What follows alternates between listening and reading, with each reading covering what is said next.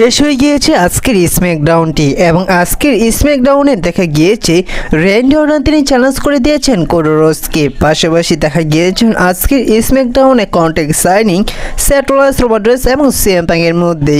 তো কি হলো আজকের স্ম্যাকডাউনে, চলো জেনে নিই আজকের এই ভিডিওটিতে। তো ভিডিও শুরু করার আগে আপনাদের একটি বিষয় জানাই, আপনারা যেমন জানেন যে কাজের পাশাপাশি আমি ইউটিউবিং করে থাকি, যার কারণে আমার ভিডিওগুলো দুপুর দিকে এসে থাকে। আর আমি আশা করি যে আপনারা এভাবে প্রতিনিয়ত আমাকে সাপোর্ট দিবেন। চলুন দেরি না করে ভিডিওটি শুরু করা যাক। আজকের স্ম্যাকডাউনে প্রথমে আসেন undisputed universal champion Cody Rhodes. তিনি এসে সমস্ত দর্শকদের বলে যে লন্ডনবাসীরা তোমরা কি শুনতে চাও, আমি এবার রেসলম্যানিয়াতে ফেস করব জন সিনাকে এবং তার আগে এবার মানি নাইট রয়ে আমি ফেস করতে চলেছি জন সিনাকে। তারপর সে জায়গায় আসতে দেখা যায় র্যান্ডি অর্টনকে। র্যান্ডি অর্টন তিনি রিংয়ে আসলে সমস্ত দর্শকরা আর কেউ বলে চিল্লাতে থাকেন। সে জায়গায় র্যান্ডি অর্টন বলে যে আমি কোডি রোডস তোমাকে 20 বছর ধরে দেখে আসছি, তুমি যখন প্রথম ডাব্লিউডাব্লিউতে এসেছিলে সে সময় ব্যাক স্টেজে সবাই তোমাকে নিয়ে উল্টা কথা বলেছিল, তোমাকে বু করেছিল, তোমাকে হিট করেছিল, যার কারণে তুমি ডাব্লিউডাব্লিউ ছেড়ে চলে গিয়েছিলে। এমনকি তুমি আবার নিজেকে পরিবর্তন করে আবার ডাব্লিউডাব্লিউতে ফিরে এসেছো। তুমি কি এবার তোমার সে এক হাত ইনজুরি নিয়ে তুমি এবার হেল ইন এ সেল ম্যাচে তুমি সেথ রলিন্সের সাথে রেসল করেছিলে, তুমি সে জায়গায় সেথ রলিন্সকে হারিয়েছিলে। এমনকি তুমি রোমান রেইন্সের যে লম্বা রেইনটি ছিল টাইটেল রেইনটি তুমি সেটি ইন করেছো, তুমি সমাপ্ত করেছো রোমান রেইন্সের টাইটেল রেইন, তুমি চ্যাম্পিয়ন হয়ে তোমার এস লাইন ফিনিশ করেছো। আজ তুমি ডাব্লিউডাব্লিউ একজন অন্যতম চ্যাম্পিয়ন, অন্যতম রেসলার, তুমি ডাব্লিউডাব্লিউকে এত রোদ দিচ্ছ যা এখন বর্তমানে কেউ দিতে পারছে না। তোমাকে দেখে ছোট বড় সবাই ছেলে মেয়ে আবার নতুন করে ডাব্লিউডাব্লিউ দেখা শুরু করেছে।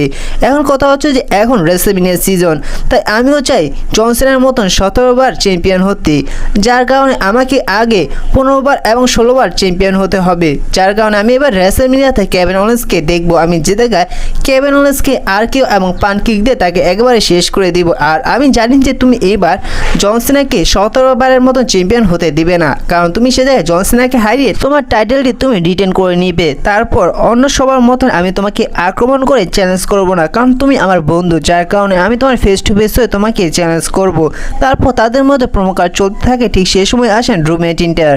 ড্রু ম্যাকইন্টায়ার এসে বলে যে তাদের কল আউট করতে থাকে, বলে যে তোমাদের ব্যাকগ্রাউন্ড নিয়ে আজ তোমরা এই জায়গায় এসেছো, আর আমার ব্যাকগ্রাউন্ড আমি নিজেই তৈরি করেছি, আমি সুপারস্টারদের হারিয়ে আজ আমি এই জায়গায় এসেছি। আমি এবার রেসলম্যানিয়াতে জন সিনার পরিবর্তে কোডি রোডসকে ফেস করতাম, কিন্তু আন্ডারটেকারের মতন দেখতে এক সুপারস্টার ডেমিন প্রিস্ট, তার কারণে আমি সে জায়গায় আসতে পারিনি, যার কারণে এই টাইটেল ম্যাচটি আমি ডিজার্ভ করি। তারপর দেখা যায় যে কোডি রোডসকে উল্টাপাল্টা কথা বলে এবং কোডি রোডস এবং ড্রু ম্যাকইন্টায়ারের মধ্যে আক্রমণ শুরু হয় এবং সে জায়গায় র্যান্ডি অর্টন যখন ড্রু ম্যাকইন্টায়ারকে আর কেউ দিতে যাবে সে সময় ড্রু ম্যাকইন্টায়ার সে জায়গা থেকে পালিয়ে যায়। পরবর্তীতে দেখা যায় যে তাদের ম্যাচটি কনফার্ম হয় আজকের স্ম্যাকডাউনের জন্য এবং তাদের ম্যাচটি আজকের স্ম্যাকডাউন হলে সে জায়গায় দেখা যায় যে র্যান্ডি অর্টন এবং ড্রু ম্যাকইন্টায়ারের মধ্যে দুজনের পারফরমেন্স দেখার মতন ছিল, কখনো রিংয়ে ফাইট করছে এবং কখনো তার রিংয়ের বাইরে ফাইট করছে।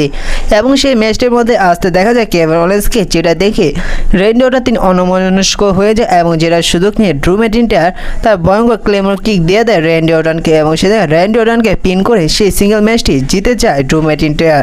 তারপর সে জায়গায় কেভিন ওলেন্স এসে র্যান্ডি অর্টনকে আক্রমণ করতে চাইলে এমনকি র্যান্ডি অর্টনকে অ্যালাউন্স টেবিলে প্যাকেজ ফাইল ওভার দিতে চাইলে সে জায়গায় কেভিন ওলেন্স দিতে পারে না, কারণ সে জায়গায় উল্টো কেভিন ওলেন্সকে আক্রমণ করে র্যান্ডি অর্টন এবং যখন র্যান্ডি অর্টন তিনি কেভিন ওলেন্সকে পান কিক দিতে যাবে ঠিক সেই সময় কেভিন ওলেন্স সে জায়গা থেকে পালিয়ে যায়। পরবর্তীতে আজকে স্ম্যাকডাউনে দেখা গিয়েছে স্ম্যাকডাউন ট্যাগ টিম চ্যাম্পিয়নশিপের একটি ম্যাচ পিটি ডেডলির সাথে স্ট্রিট প্রফিটের মধ্যে। তো ম্যাচটি অসাধারণ ছিল, পিটি ডেডলি তারও ভালোই পারফরমেন্স দিয়েছিল। তো একসময় মনে হয়েছিল যে এবার হয়তো পিটি ডেডলি তারা চ্যাম্পিয়ন হলেও হতে পারে, কিন্তু সে জায়গায় দেখা যায়নি পিটি ডেডলিকে চ্যাম্পিয়ন হতে, কারণ কিছুদিন আগে স্ট্রিট প্রফিট চ্যাম্পিয়ন হয়েছে, যার কারণে স্ট্রিট প্রফিট তারা পিটি ডেডলিকে হারিয়ে সাকসেসফুলভাবে তার টাইটেলটি রিটেন করে নিয়েছে। তারপর দেখা গিয়েছে ইউএস চ্যাম্পিয়নশিপের জন্য একটি ম্যাচ এলএ নাইট এবং ব্রন স্ট্রোম্যানের মধ্যে। ম্যাচটি শুরু হলে ম্যাচটির মধ্যে দুজনে একে অপরকে আক্রমণ করে, কিন্তু ম্যাচটির এক পর্যায়ে গিয়ে দেখা যায় যে যখন ব্রন স্ট্রোম্যান তার রানিং পাওয়ার এলএ নাইটকে দিতে যাবে ঠিক সেই সময় জেকা ফাটো এসে তিনি ব্রন স্ট্রোম্যানকে আক্রমণ করে, যার কারণে এই ম্যাচটি ডিসকোয়ালিফিকেশনের মাধ্যমে শেষ হয়। এমনকি দেখা যায় যে এলএ নাইটকে আক্রমণ করে জেকা ফাটু। পরবর্তীতে দেখা যায় যে সে জায়গায় এলা নাইটকে বেশি আক্রমণ না করলো, কিন্তু ব্রন স্ট্রোম্যানকে ভয়ঙ্করভাবে আক্রমণ করে জেকা ফাটু। বলা যায় যে সে জায়গায় একেবারে জেকা ফাটু ডিস্ট্রয় করে দেয় ব্রন স্ট্রোম্যানকে। তারপর দেখা যায় যে জেকা ফাটু, সোলোসুকা এবং টামাটোমার একটি সেগমেন্ট ব্যাক স্টেজে সে জায়গায় জেকা ফাটুর উপর অনেকটা রেগে যায় সোলোসুকা। সোলোসুকা বলে যে জেকা ফাটুকে কেন জেকা ফাটু ব্রন স্ট্রোম্যান এবং এলা নাইটের ম্যাচটির মধ্যে গিয়েছে এবং তিনি কেন সেই ম্যাচটির মধ্যে গিয়ে ব্রন স্ট্রোম্যানকে আক্রমণ করেছে। সে জায়গায় জেকা ফাটু সোলোসুকাকে বলে যে তোমাদের কে বলেছে আমার সেই নাম্বার ওয়ান কন্টেন্ট হিসেবে ম্যাচটির মধ্যে যেতে। তো এইটি শুনে সোলোসুকা অনেকটা চুপ হয়ে যায়। তো এদের স্টোরির পরবর্তীতে কী হতে চলেছে তা জানাবো নেক্সট ভিডিওতে। তারপর দেখা যায় যে একটি সিঙ্গেল ম্যাচ, সেই ম্যাচটি দেখা যায় যে উসো এবং মিসের মধ্যে। তো এদের ম্যাচটি কনফার্ম হয়েছিল আজকে ব্যাক স্টেজ থেকেই। তো এদের ম্যাচটি শুরু হলে দেখা যায় যে অনায়াসেই জিম উসো তিনি হারিয়ে দেয় মিসকে, এবং পরবর্তীতে মিসকে হারিয়ে দেওয়ার পর জিম উসোকে অ্যালাউন্স টেবিলে গিয়ে প্রোমো কাট করতে দেখা যায়। তিনি বলে যে বুধা তুমি রেডি থেকো, এবার মানি নাইট রয়ে এসে আমি তোমাকে একেবারে শেষ করে দেবো, তোমাকে আমি ডিস্ট্রয় করে হারিয়ে দিব এবার মানি নাইট রয়ে। তারপর তাদের সেগমেন্টটি শেষ হয়। ব্যাক স্টেজে আরও একটি বিষয় দেখা গিয়েছে, সেটি হচ্ছে যে ডেভিন প্রিন্স এবং ড্রু ম্যাকইন্টায়ারের মধ্যে আক্রমণ।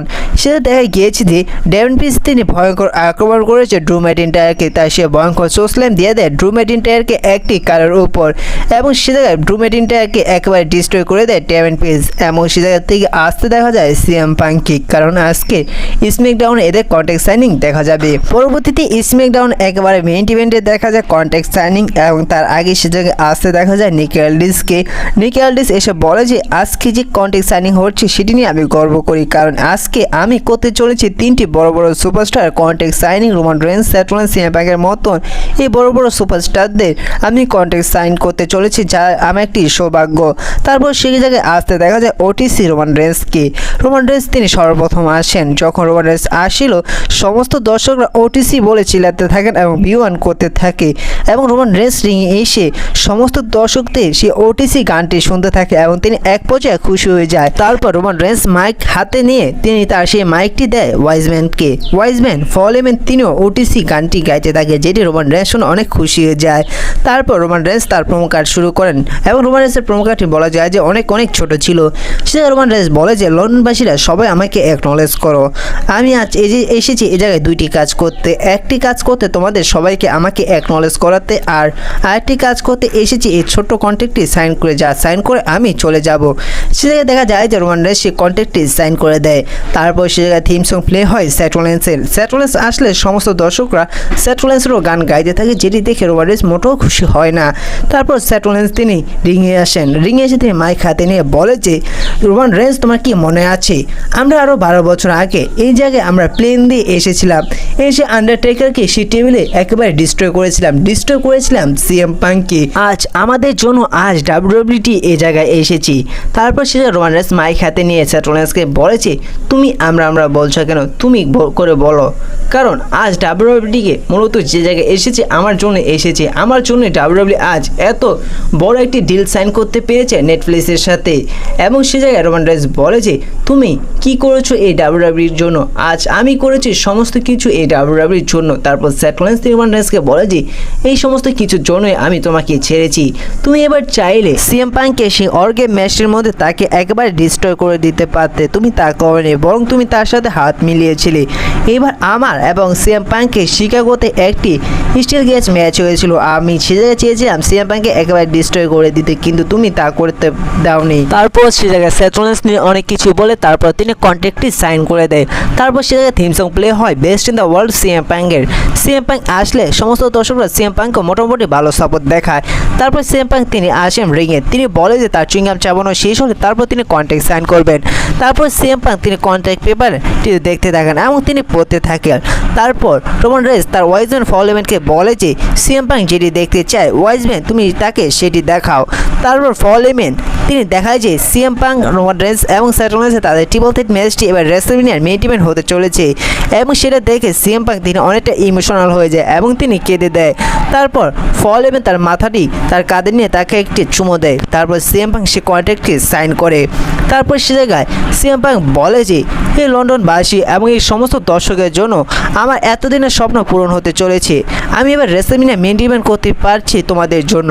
তারপর সে জায়গায় রোমান রেন্স বলে যে মূলত তাদের জন্য নয়, তুমি আমার জন্য এবার রেসলম্যানিয়া মেইন ইভেন্ট করতে পারছো, যার কারণে তুমি আমাকে অ্যাকনলেজ করো।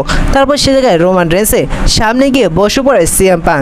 সিএম পাং বলে যে ধন্যবাদ সে উলাফালা মালা, ধন্যবাদ সে বিগ ডগ, আমি অ্যাকনলেজ করছি রোমান রেন্স তোমাকে, কিন্তু এবার রেসলম্যানিয়াতে আমি তোমাদের হারিয়ে দিব।